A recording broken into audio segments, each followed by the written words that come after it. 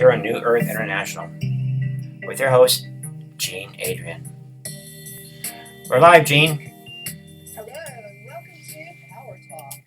I'm Jean Adrienne, and I'm your host, and every week I bring you cutting-edge information to support you as you make your choices and raise your vibration because, wow, together we are creating a brand new reality.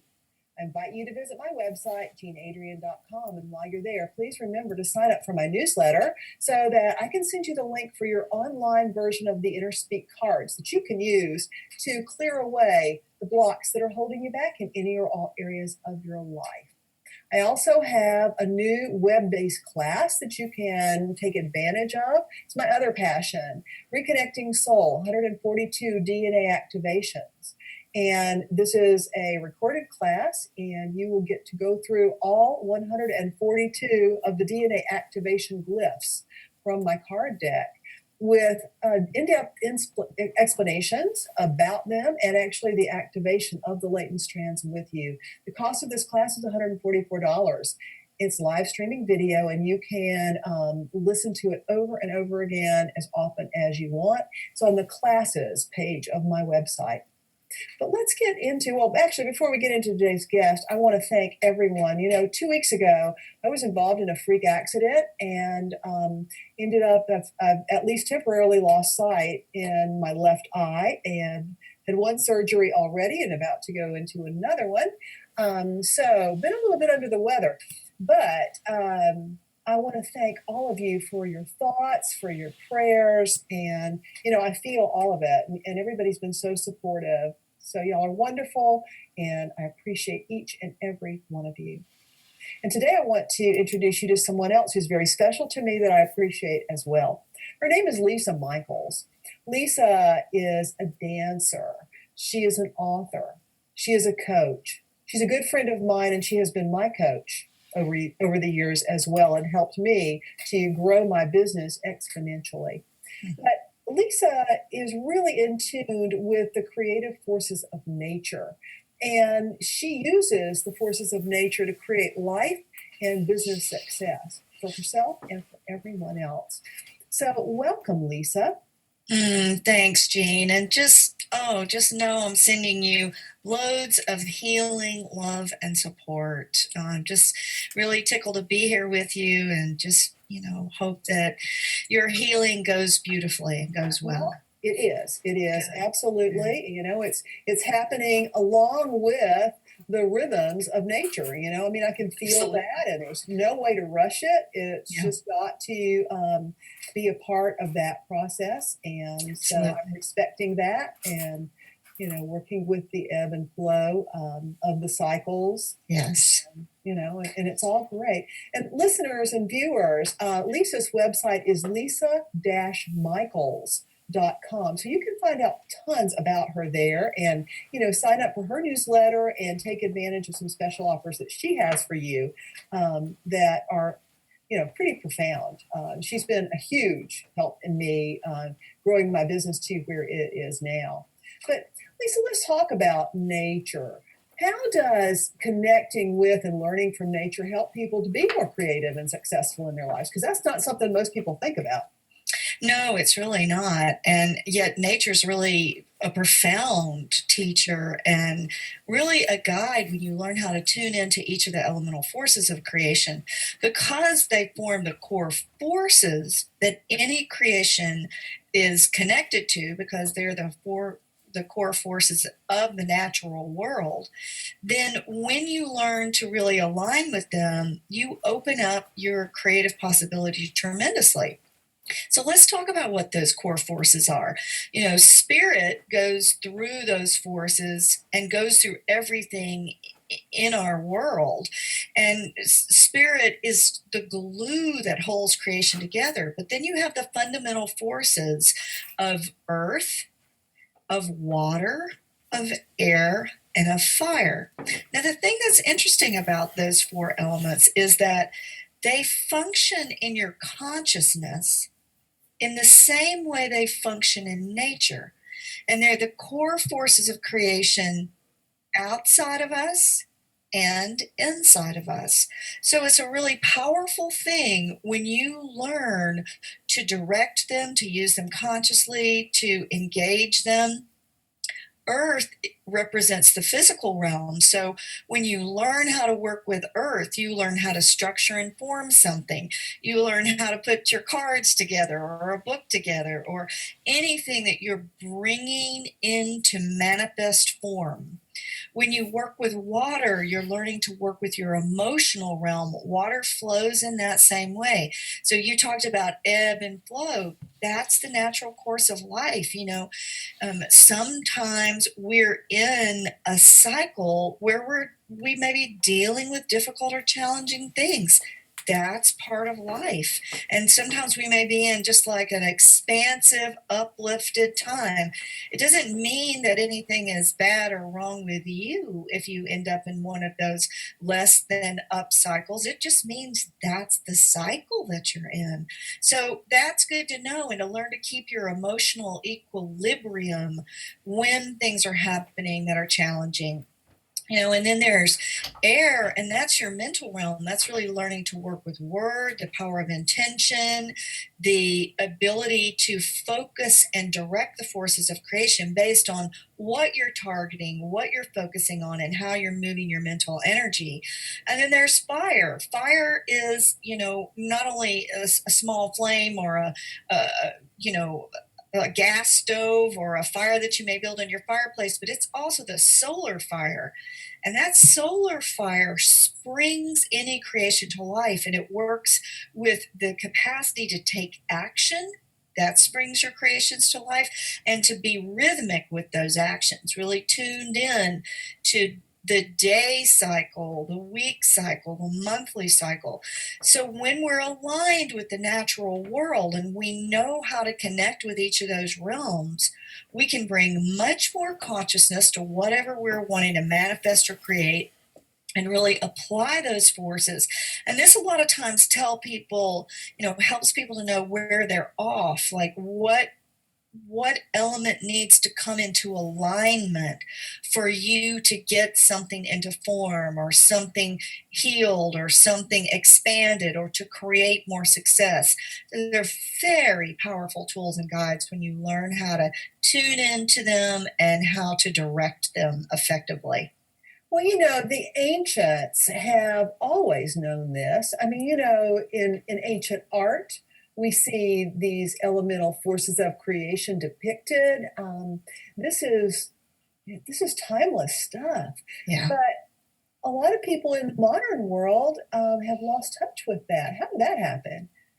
Well, I just think, first of all, there became this overriding energy to be connected to religion. And not that I'm saying there's anything wrong with religion, but as opposed to this deep connection to the natural world. I think somebody can easily do both.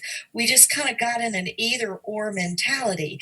And then we got more connected to technology and less connected to the natural world. So I think there's been a lot of things at play, but I really believe that we can integrate all of those. Somebody may be religious or simply spiritual, and they can connect with this natural world. And you can also use technology like we're doing now and also have this deep connection to the natural world. So I think we're coming into more wholeness and coming into a bigger container that can contain all of the things as opposed to, being in this sort of either or mindset. Well, really, it's all about balance, isn't it? Absolutely. And it's about a willingness to honor those forces, to really see what they're saying, to tune into those aspects of yourself. So that can just make a very big difference in somebody's inner peace and their outer results. So, nature does have a rhythm, and you've always been involved with rhythm. I mean, you're a dancer from childhood, and you've taught dancing, and you know, and how do the rhythms of nature help people to get involved with the cycle and then honor the cycle of life? Yeah, really great question, Jean. not only did I teach dance, I had a 500 pupil ballet school. So Mm. I've really, really, really worked with dance. And as I started, I actually received the download in 1999 for everything I'm teaching about the elements. And through that, I started as it became, it began to unfold for me. I started to see that in the dance classroom, you're dancing to the count of the music: one, two, three, four, five, six, seven, eight, for instance. And there's certain entry points that you usually make to the music: one, five. And I started to see that we were actually dancing our larger creation of our lives to the celestial music, to the rhythms, the music of the spheres. So instead of the music in the dance classroom or the symphony or the orchestra, we're dancing to how the planets are moving. So, one of those basic patterns, 1 through 8, that's the wheel of the year. Mm. That's the relationship that the sun has to the earth. And we're actually right today on one of those points as we're recording. We're on the wheel of the year point if you're in the northern hemisphere of Samhain, and if you're in the southern hemisphere, it's Beltane, because it's opposite. But it's just this really powerful way to be tuned into what is the larger music that we're connected to. In the Northern Hemisphere, Samhain starts the turn toward the darkest days that we have of the year. So it's the cross quarter point between the autumnal equinox and winter solstice. So when winter solstice hits, we start the growing light again. So when we're tuned in and we're tapped into the rhythm of the sun or the rhythm of the moon, then we're using natural propulsion points or natural cycles to really help us determine what it's time to do in our lives. Right now, if you're in the northern hemisphere, it's time to go inside, to see, what do I want to bring forth next? What is illuminated inside of me? What do I need to be connected to? This time for more rest. And yes, I know we have the holidays, but to take a little bit of time for yourself in there, for reflection, for tapping in at a deeper level, for seeing what is it that I need to let go of at this stage in my life or this time. Because every year, this is the third harvest festival. So this is the time when we're looking at what we have harvested during this year and what then needs to come into fruition next year. So again, alignment with that cycle helps you to know what it's really time to do. That whole thing of it, there's a season for everything, a time to plant, a time to sow. That's what these sacred timings help you to know how to do. So it's really powerful. And I think it's good business. It's good personally. It's good in so many ways to be in touch with that, to be in alignment with it, and to know how to utilize it. And apparently, Gaia was ready for me to get into alignment. And she came at me with a big stick here because for the last couple of months, I've been getting this message about let go, let go, you need to let go. And I was trying to do that. I thought I was doing that. But wow, now at this point in this cycle, I'm pretty much don't have a choice. Yeah. I'm under 24/7 care of someone else. My brother's taking care of me and his wife.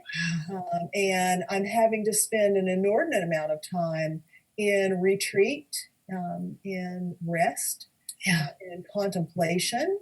And, and I know that there's something beautiful coming out of it. It's really too soon to say what that is at this point because it hasn't formed itself yet. It's in that void place right now, and we're moving into it anyway. So I guess I'm right in alignment with where I'm supposed to be.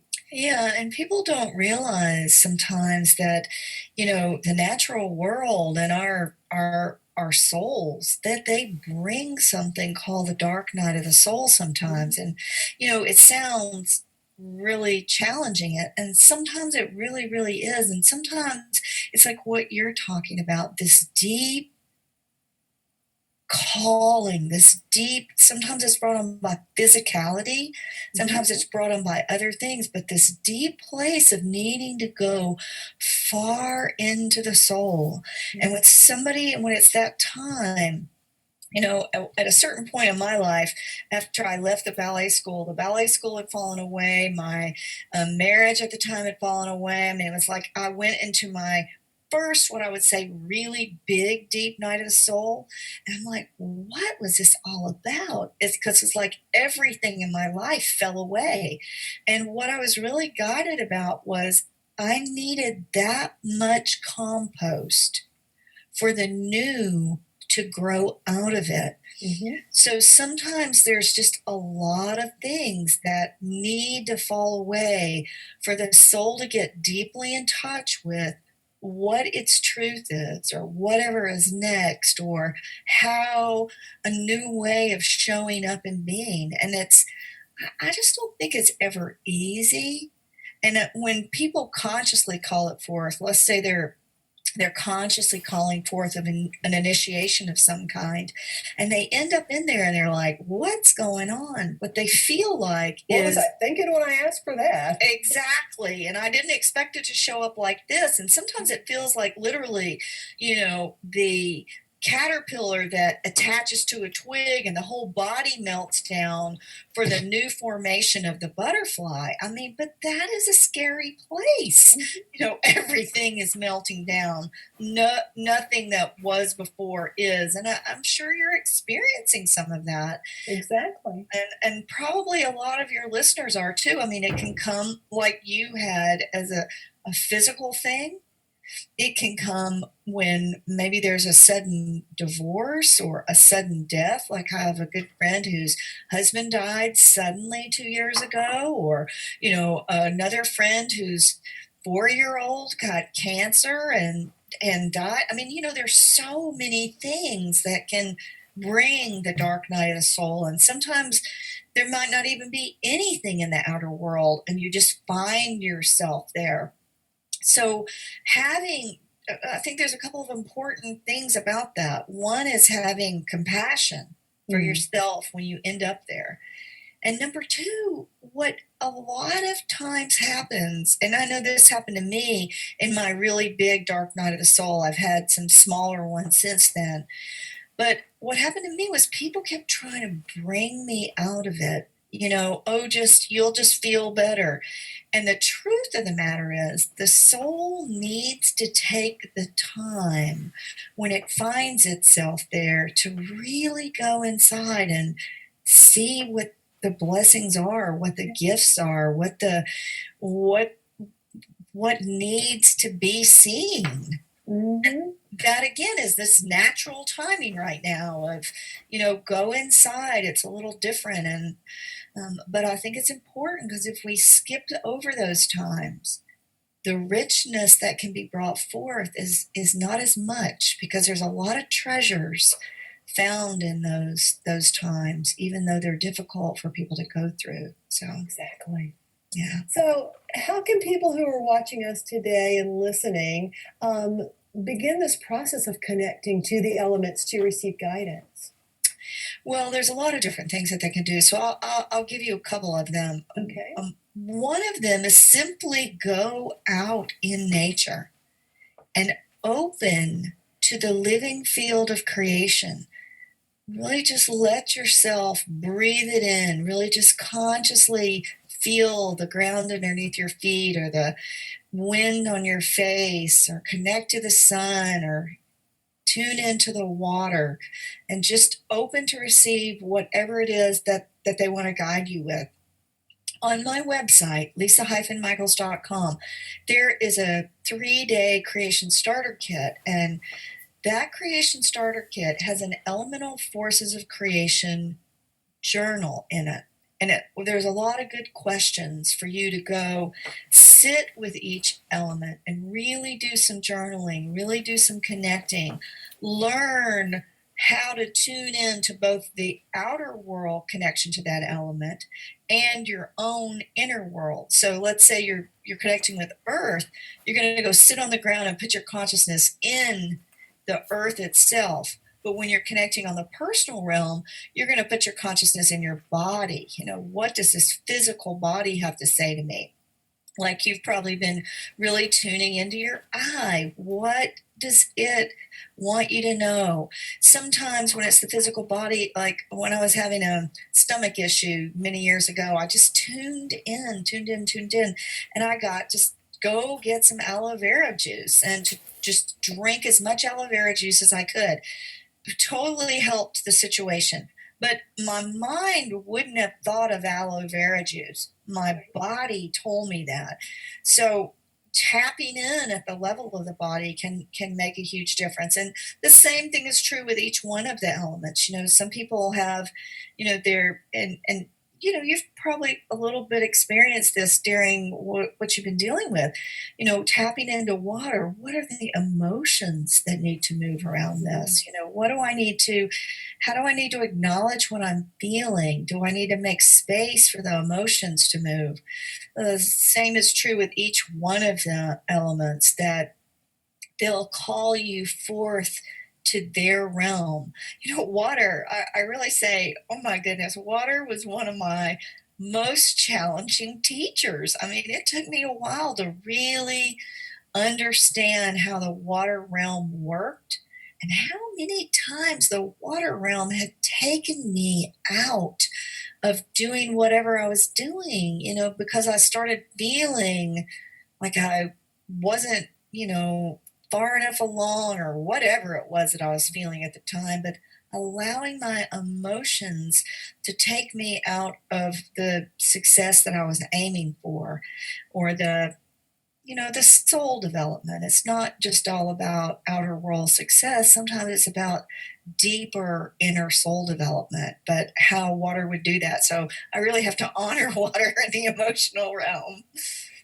Absolutely, absolutely. One of the things that I remember that you did 4 or 5 years ago was an honoring of all of the elements, and we took the time in meditation to acknowledge how we had dishonored them and ask forgiveness of each of the elements, and that Yeah. was very powerful too. Yeah, it really can be. It absolutely is. I mean, because, it's easy to dismiss. And water, oh my goodness, we have so many things that we've been doing to each one of the elements collectively. So when any one of us asks for forgiveness, it helps. The elements respond. They're living forces. So they respond to being honored and respected. And yeah. Yeah, one of the things I learned from that meditation that I've never forgotten to this day was asking forgiveness for every time that I had discarded a water bottle that had water in it. Yeah. And that never happens. It goes back to the earth, Yeah. before the bottle goes to recycle now. Yeah, because it can be trapped in there for Right. tons of time, and we only have so much water. So we want to keep it circulating and alive and not trapped. Exactly. Yeah. So, when we honor the elements, this is kind of a pay it forward sort of thing, isn't it? We're not just doing it for ourselves, but we're actually making a difference for our planet and for future generations. Can you talk a little bit about that?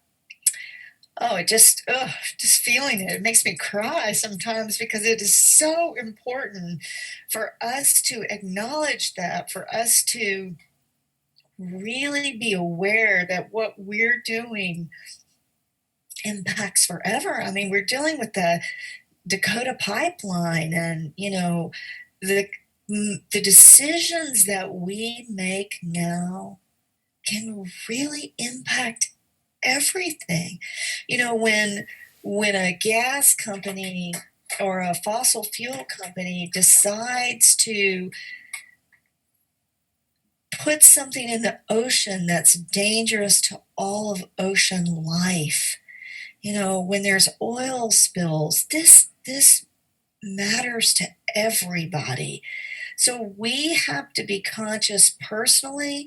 We have to align with making sure that the things that we support the environment. It's absolutely critical. And it's not just the natural world. We need to also be really honoring of both the feminine and masculine forces in creation. So that means honoring the feminine because it has been dishonored so much in our world, really, that we need to uplift that to come into this sacred right relationship and balance. And when we do that, we have much greater success of getting this deeply honoring of nature happening because the feminine, and I'm not just saying women, but the feminine in both the masculine and the feminine is part of what honors the natural world. It's part of what honors the 7 generations to come. So we really need to be plugged in to that level of sacredness for all life in order to really create the world that we want to live in. Absolutely. Wow. Well, this has been a great talk, Lisa. Thank you so much for taking time to join me. And viewers, go to her website, lisa-michaels.com. Sign up for her newsletter and get this this download that you can achieve from her. And she's amazing, not just on a personal level, but if you're looking for a business coach, they don't get any better than Lisa. She's got it going on, and she really helped me a lot in growing my business over the years. So thank you for that. Next week, my guest is going to be Lynn Waldrop, and Lynn is all about our body. She talks to the body, and she'll actually be doing readings, little mini medical intuitive readings for listeners who would want to avail themselves of that. So call in early next time when we'll be working with Lynn Waldrop. And until then, remember, people who take responsibility for their lives create the reality they desire. I love you all. Ciao. Thanks, Jane. You've been watching Power Talk with Gene Adrienne here Mondays on New Earth International.